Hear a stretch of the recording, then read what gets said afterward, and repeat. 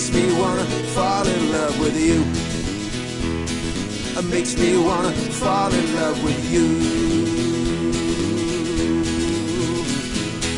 Oh yeah! So this interview section, Naked Eye, that's their latest track. Every time. And Kev says, a bit of a curveball, but we don't just play guitar rock on this show, do we? It's about indie music, it's about emerging artists, it's about good stuff. So that's why we have things like this on. So anyway, lads, welcome back. Evening. Good to see you. Yeah, good to see you again. It's been a minute, and it's not been long. It was a few months ago, wasn't it? And you was off doing your stuff. Absolutely. Yeah, and I've seen you everywhere doing your HMVs and all that sort of stuff, all that good stuff. And I forgot the stuff goes out of my head, it's like a sieve. And that track, the catchy track, I've seen that a few times. It's like gets right in your head. That one, the drinking one. Oh yeah, One Too Many. One Too Many, brilliant. Go check out people. One Too Many. It's absolutely brilliant. So tell us what's been happening then, because you've got some new. You're committed to release a load of tracks in the year, didn't you? And it was a bit of a challenge because you was going to be left holding the baby, as it were, and he's off gallivanting around Europe. He was, yeah, he did. He buggered off and left me to it. So I got to work on the 25/8 EPs. One we released last Friday, which is Ringlet Curls, which is Every Time's the first track off of that, which you played. Yeah. There's a couple of other tracks on there as well. Which are going down really well, which is nice. We had a thing through today from El Paso, apparently. So, Girl at the Bar got played in El Paso. So there you go. I won't knock that. Nice. But, presumably, that's yeah. The next one's written. We haven't recorded it yet, so that's the July one, which we'll get, and then I'll get onto the rest of them at a later date. But I've been set a bit of a challenge. We were talking. We're going back to the pub in London we played last week, which is a place called the Carlton Tavern, which is great. Mm-hmm. We played there last Friday, and we're due there again at the start of December. And my missus had said as well, like, if you're putting out these EPs, why don't you, like, where's the Christmas song? Everybody like succeeds with a Christmas song, so you're like, right, okay. So they've sort of set me a challenge to write a Christmas song. So okay, we'll see. It'll probably be a bit barbed by the time I do it. Good. But there you go. I hate Christmas. I hate it. Do you? Yeah, I do. Well, this year about Christmas, we're talking about, because our lads moved over to Thailand. There's only me and my missus, and I don't think the dog will be here by Christmas. So she said, "Do you want to go away at Christmas? Get away." I went, "Yes, let's go." So fly off somewhere warm. Brilliant. Nice. Are you all right? Are you all right with his Christmas song as well? You didn't seem too enthused. You seemed a bit like me, really. I mean, Christmas songs. I'm with you, but it'll probably be our most popular song now. It probably will be if you make it catchy and stuff or what have you. It'll probably be, because some of them aren't they? And some of them are just dire. But I'm sure yours will be. I can imagine it'll be a lot of fun anyway, whatever you produce. Yeah. If you can make it a bit like your popular stuff, then you'll be fine. But it's a bit of a weird one, isn't it? Old Christmas tunes. Yeah. It can make and break it. That story of Slade having to play "Merry Christmas Everyone" at Reading Festival in August, because that was the year whenever it was 74 when it was just the biggest song and they couldn't get away with not playing it. So I thought, well, I could see us doing that. Yeah. Playing Christmas songs. Well, it's a bit like one of my. I don't like a lot of Christmas songs, but my favourite one. Oh, what's it called? Well, he's in the desert. I mean, he's in the desert singing. It'll come to me in a bit. But I love that one. I love that track. I can't think. Yeah, Dream of Christmas. They told me a dream of Christmas. That one. Anyway. Oh God, yeah. Yeah. That's the. Have you heard the dreadful that Bob Dylan Christmas album as well? No.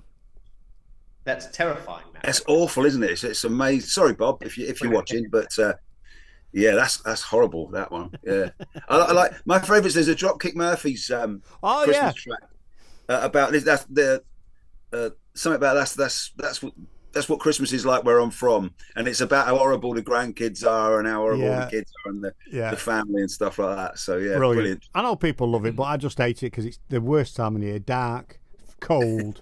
It's bloody awful.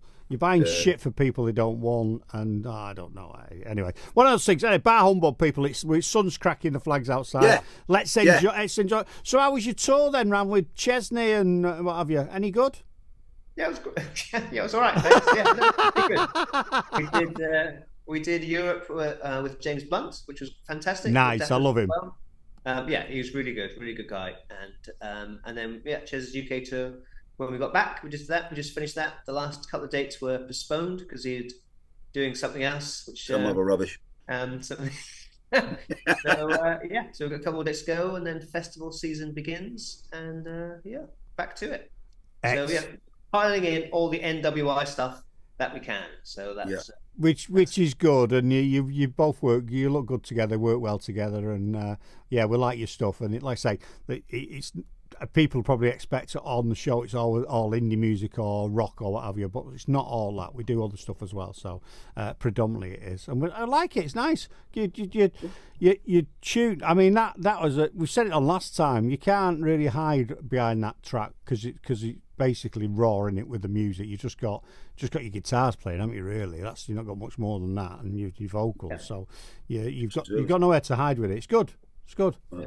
And I think this first EP is quite up tempo as well. It's quite sort of cheery, which for Tony is. we played this stuff, and I was worried it was like terminally ill or something. It's like you're saying thanks and all these upbeat things about the future. It's like, what's wrong with you? So you said the second one will be incredibly dark after that. He's missing his mate. That's what it is, and he's like missing you and all the rest of it. But I can guarantee by the time he gets to the end of the year, he's going to be suicidal with it all, isn't he? I mean, the second one's savage. The second one is savage. What was it we did the other night, Mark? I'm Not Pretty. We did a song the other night. First time we've ever played it, Kurt. Right? We literally because we work over WhatsApp, don't we? So I send Martin ideas, he sends them back and things like this. So we. Being self-sabotaging like we are, I decided that we put out this EP on Friday, but then we played 2 songs from that, but then we played 2 songs as well from the next EP because I've moved on to them ones a bit, and so we played this song. It's the first time we'd ever played it together. We played it half an hour before we left for the gig. First time we'd ever played it together, and we were like, right, okay, yeah, that sort of works. But it's a call and response, like One Too Many is. And I thought, I don't know if it's going to work, and I really wasn't sure.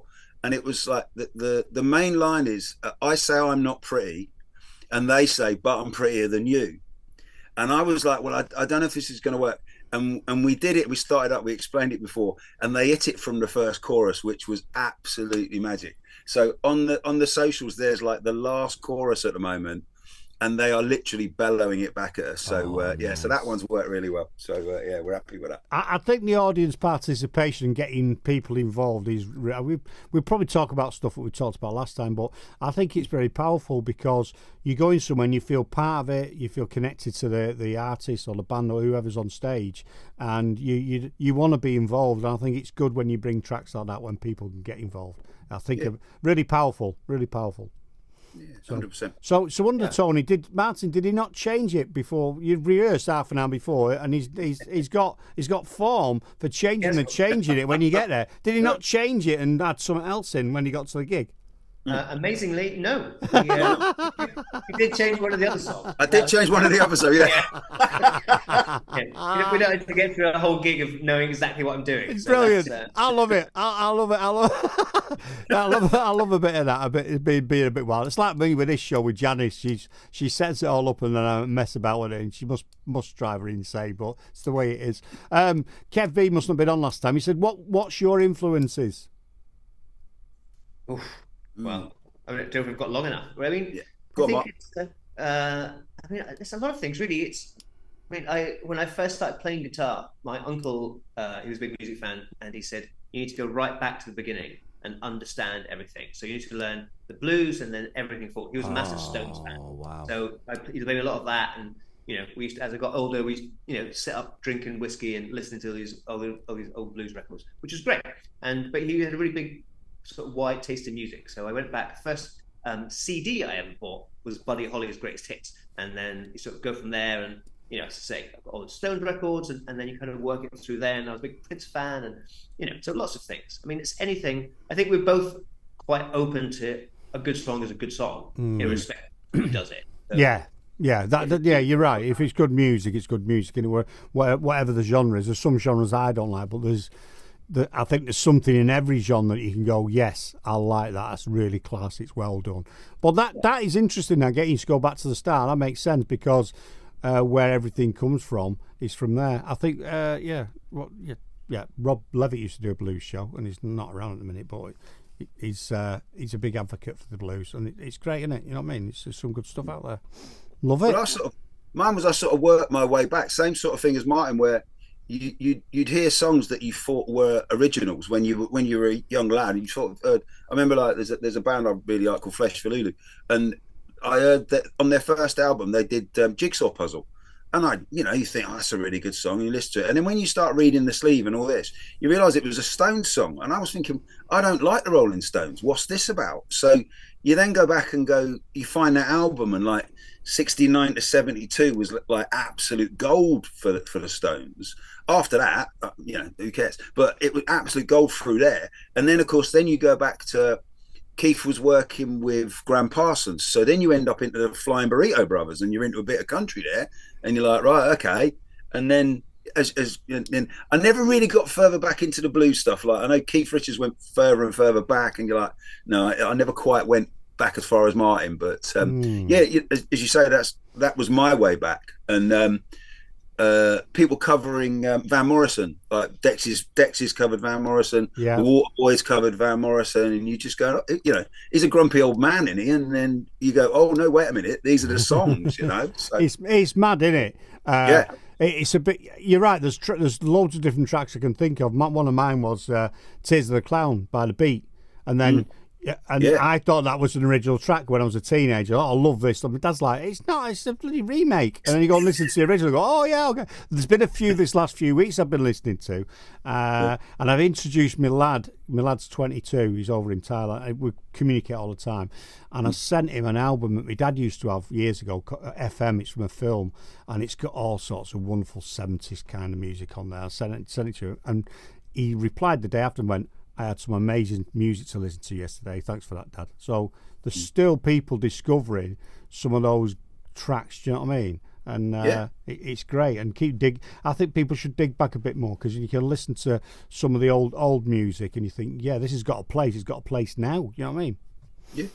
Yeah, I think it's a different way people are exposed now, because a lot of like the younger generation, they'll hear like a snippet on TikTok with some video, and they'll go, "This song's great," and they know like the chorus, or it's like that Weezer song, Buddy Holly, and the riff, that down, and they all could play that, but they didn't know the rest of the song. They're like, "Oh, that song's great!" Come into it in a weird way, but they are quite open to, if they like the bit, they listen to the rest of the song. So it's, that is the kind of good side of that. There's so much more access now. Yes. But different formats, not like the days when we used to have to go buy find the record, listen to the whole thing. Now you've got to just look it up on YouTube or whatever and listen to it. I know it's mad. It's a good thing and a bad thing. Kev B. Stones did a lot of blues covers in the early days, so he says. Oh yeah, he's they did, yeah. First album was pretty much all blues stuff, I think. Yeah. Yeah, that's where most music comes from, doesn't it? So you've got have you set yourself a crazy challenge with this, Tony? Is it manageable, or is it causing you sleepless nights? What's the? Well, it does. Do you know what it does? I've had a few things going on, so I haven't been concentrating as much. The first 6 sort of songs just came and they've rolled out. Because, like Martin says, I went back and gave him like we did the first EP, and it's far too nice for me. So I then went and did the second one. So I've written 6 songs. Someone gets shot in the first one. Oh. Second one's about a drug dealer, and the third one is I'm Not Pretty. So it's like, it's. But then I haven't written anything else. I've got little snippets, but nothing else. And I was talking to Tom Bright, who is a fantastic musician. He's got an album out Friday that was produced by Mick Jones. Right. So plug in Tom, but he puts us on at the Carlton Tavern in London. And I was talking to Tom last week, and I sort of said to him, like, I've not got anything coming. And he's such a chill bloke. And he just turned around and he went, "It'll come." He said, "You're always right, and it'll come." And from there, I just thought, "No, all right, yeah, it will." And I know it will do now. I don't know. It's just because Tom's told me it will, but it will. Yeah, well, sometimes you can work yourself up into a stupor, can't you, and stress it out. So you know, whatever it is you're doing, you blank, your mind goes blank, and I think once you relax, then it'll come through. Or, you know, if you get that fixation out of your head, you'll come across something and go, oh, brilliant! That's inspired me to write a lyric or whatever, a story, whatever it is you're trying to achieve. I think when you're stressed out, you don't. I'm not saying you was, but you know what I mean. If it's on your mind all the time, just need to get out of it. So, where's your next gig? So you're playing at that gig again on Friday? You said, didn't you? We got two gigs in a day. We've decided we were trying to push a load of HMVs back to the HMVs. So the 31st of December, 31st of May, we've got. We're playing at a pub in Bracknell called the Newtown Pippin at 2:00 in the afternoon. They normally do like 3 till 6, but we've sort of said like it doesn't quite work with us. Can we start a bit earlier? And they've gone, yeah, all right. So we're doing 2:00 in the Newtown Pippin, and then we've got 30-minute, 45-minute set there, and then we got to get across Berkshire to Basingstoke for 4:00 to do the HMV in Basingstoke. So. Yeah, so 2 gigs in a day on the 31st. So if anybody wants to come on a little road trip, then that'll be what we're doing. Yeah, that'll be good. If you got people in the pub and then they follow you, mind you, the pub won't like it, like. But well, that's what I thought. Yeah, there's a lot of people playing after us. If we take the people out, they won't be very happy. But we'll see how that goes. But yeah, that's the next one, 31st of May for 2 gigs in a day. I think it's great. And so I spoke last time. You do, obviously, you're on tour, Martin, with some major names and all over the place. And then next thing you find yourself in an HMV, and I think it's brilliant that you do that. I really do. I think it's because you could get all, you know, well, I'm not doing that anymore. Become all diva-ish and everything, but I think it's great you're doing it. I'm diva-ish, so that's okay. Yeah. I can see Tony being a diva, but I think you're a bit more. Oh yeah, yeah. He's definitely the showbiz personality right there. I do need like a couple of minutes before, because it's funny. I need a couple of minutes before we play, because you know we don't get dressing rooms and things like that. So I just need a couple of minutes to go and have a wander. And we say I have to go and find him, so that I have to meander off and find him. You must have him to be able to do the presenting. You know, him isn't the bloke that goes to the gym and stuff like. Yeah, yes. You have to go. So I have to go and have a little wander. And sometimes I did one at the Pippin. I know one time, and that was a bit diva. They'd set everything up. And I just wasn't feeling it yet, so I just put my guitar down and said, I'll be back in a minute. And everybody was like, where are you going? I didn't walk round the thing and came back in the other door, but I had to go find him, and then it was all right. It was a good gig. I like that. I know that you've got a song like that. I've got to find him, because that is brilliant. I don't think people realise that, because I do a lot of stuff, and everything you put on social media, and this is the trouble with social media. People only see the good stuff, and they'll see the fancy meals and whatever it is. I'm having a great time, snowboarding, whatever it is you're doing, but we all have those downtimes, don't we, where we don't feel right or we don't feel great, and you're right, when you come and you're doing a show, you have to, it's a different person, isn't it? So that's why I go by Dougie Stone. Dougie Stone is not necessarily a person. It's called Dougie Stone Radio. It's a feeling, it's a thing, and I'll try and put it over. You know what I mean? That's what I do. So I felt like absolute garbage this afternoon. I didn't want to even do this tonight, but you've got to put your game face on. And off you go, haven't you? You know what I mean? That's your him. You need to find him. Yeah, and he's a crazy bastard, and my wife thinks he's an absolute dickhead. But I mean, that's just me, and I can't change it. That's the way it's. I think a lot of things with people that perform, and artists or whatever, podcasters, whatever it is, it's an exaggeration of that person you are. It's basically like a caricature, isn't it? And then someone meets you, and go, oh, you're not like that. You're not crazy all the time. No, I'm not. I just like to chill out in the garden sometimes, or do you know what I mean? Whatever. I mean, simple things. Wonderful. Mine's a complete show off. Mine has to be a complete show off. So that's part of it. Martin just shows off with his fingers and stuff like that. Musically, people, musically. Come on, it's not me like that. Oh, here we go. Kev B. Who wears the wackiest shirts? Ooh, I mean, your shirts are probably better. I do have some good gig shirts. Yeah. Yeah. He's got better gig shirts, but I've got the better jacket. That's true. He has the better jackets. Excellent, excellent. Yeah. Well, he's got to have his gig shirts for in travelling all over the place, won't it? So, going back to you, because we're talking about Naked Without You, but where did you tour in Europe then? Where have you been this year? Where have I been this year? Yeah. Everywhere. We started off in Brussels and went through Germany, went through Austria, Switzerland. Yeah, we did. It was 10 shows, 10 countries. Did 4 shows back to back in Germany. Yeah, it was great. I mean, it's that classic thing, you know, you play a show, you get on the bus, you wake up in a different country, and then you go and do it all again. I know, so, that's what I was going to say. A lot of people think, oh, that's great. And I was going to say to you, I bet you didn't see any of the places apart from the road to and from, did you? Yeah, pretty much. I mean, then we had the odd day off, and so we made a real point of trying to go out and see the town. Like, we had a day off in Berlin, so we got to go and see the wall and do all that kind of stuff, and it was brilliant. But those days are quite rare to get. I think we had 4 days off or something, and 2.5 weeks, whatever it was. So yeah, it was tough, but it was great. But it is exhausting. Sleeping on a bus is. I can imagine. People think it's wonderful to do stuff like that, and I can guarantee it's not. I mean, I've never done that, but I've worked in Europe, and you know, you're staying out, and people go, "Oh, it's great." Yeah, no, I'm just going to work. You know what I mean? Especially when you get the flight and everyone's going, when it's summertime, everyone's going on holiday, and you're Monday morning with your suit on and everything, going to work in bloody Belgium or Holland or something. You think, oh my God. And it's not, is it? Hotels, that's why we don't really like going in hotels. I hate them because I spent that many years working and going in hotels. It's just like, oh, I don't want to be in a hotel if I can help it. So there we go. Wonderful. So sounds like you've both got a very busy year and a quite exciting and enjoyable one as well.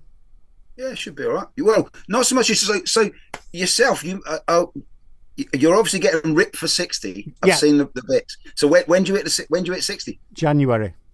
Oh dear, not next year. Oh, okay. Yeah, tried but not be as short as possible. But my lad moved. I've always trained throughout my life, on and off. Various health issues have stopped me training. And at Christmas, I'd gone to one of my heaviest. I was 15.5 stone. Well, convert that, people. I'm old school. 15.5 stone. I felt disgusted with myself. And my lad was going to Thailand, and he's really into his fitness and everything. I used to train with him sometimes, and I had it in my head when he moves to Thailand, I'm going to start going back to the gym. Reason I wasn't going back to the gym, he was using my gym pass, so I couldn't go because he was using my gym pass. So the day he went away, I took a picture of myself, sent it to him, and said, "This has got to go." And that's why I posted it on social media. And I've been going every week, developing the way I move and the way I train.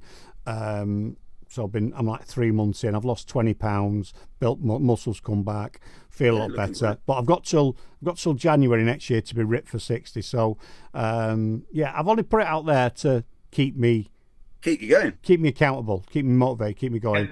And some people, it's like everything, isn't it? People go, "Oh, you should be doing this, you should be doing that," and I'm like, yeah, whatever. There's more than one way to skin a cat, isn't there? And I've been navigating this bag of water for about nearly 60 years now, and I sort of kind of know what works and what doesn't work. So, yeah, it's good, man, and it's interesting, isn't it? So I've done that. That's the one thing I've done. I've moved the drum kit, the Dougie Stone Radio drum kit we use when we have gigs, back in here. I've started having drum lessons. Nice. So I've had 6 drum lessons. Can't play anything yet, but I'm getting there. Do you know what I mean? And I've just took up. I'm into my motorcycles, and I've just took up off-road motorcycling with my mate. So I fell off at the weekend, and then got back up again, and we carried on. But yeah, so I'm not sure if I'm having. I don't think I'm having a midlife crisis, but I'm just trying to cram everything I can cram in while I can cram it in. Do you know what I mean? Hey. I was going to the last bit on that. Martin does running all the time as well, don't you, Mark? Where do you normally run? Where do you and Captain Kate run? Windsor Great Park. How posh are you? Fuck. But I'm green laning on a motorcycle. I'm ripping it up. If you tell me where that is, I'll come and annoy you. But yeah, Windsor Great Park. Bloody hell. Yeah, Windsor Great Park. Listen to him. Unbelievable. Joe Martin gets all the good stuff, right? He's lost his Edinburgh roots, mate. It's gone. That's great. I love it. Well, why not? Why not if you can? Do you know what I mean? Wherever you come from in life, why not? Do you know what I mean? And why not have the best that you can have of whatever it is and enjoy it? Because you're only here once, and I think you've got to enjoy yourself. So if you can run there, and whatever it is, just get on with it. But yeah, I'm just trying to cram everything in while I'm still fit and able to cram it in. What? Exactly. Yeah. Well, that ties in. I was thinking earlier on. I was going to tell you a story for you. Which is an all the young story. You had all the young on. I was watching I wasn't watching it. I was driving home today. Yeah. So I was listening to all the young, who I loved back in the day, 2012. So I dug this out. I've got, just to prove I'm not bullshitting, it was like, there's the first album and there's the bits and pieces and the singles and stuff. Right? But I saw all the young at the Fleece in Bristol in 2012. Wow. Right? And the support band with them were absolutely shit. Right? So my mate was a big fan. My mate wasn't there, so I sent my mate a message that said like, waiting for all the young to come on, and the support band are rubbish. Well, it's probably a little bit more elaborate than that. So he, being a sneaky bugger, he basically messaged the band. He messaged all the young and said, "My mate's out the front now, and he says that your support band are shit." and they sent back a message going, "What does he look like? Because they're mates of ours, and we're pissed off about this, right?" And my mate sent back. He said, "Oh, he'll be at the bar, and he's got a Mohican." Now, I didn't have a Mohican then, fortunately, but the Mohican was my midlife crisis. I had a 6-inch Mohican chopped in, which was brilliant. I really enjoyed it. But basically, so I got this massive Mohican in for a laugh, and so basically, all the young were looking for this bloke at the bar who had a Mohican who'd slagged off their support band.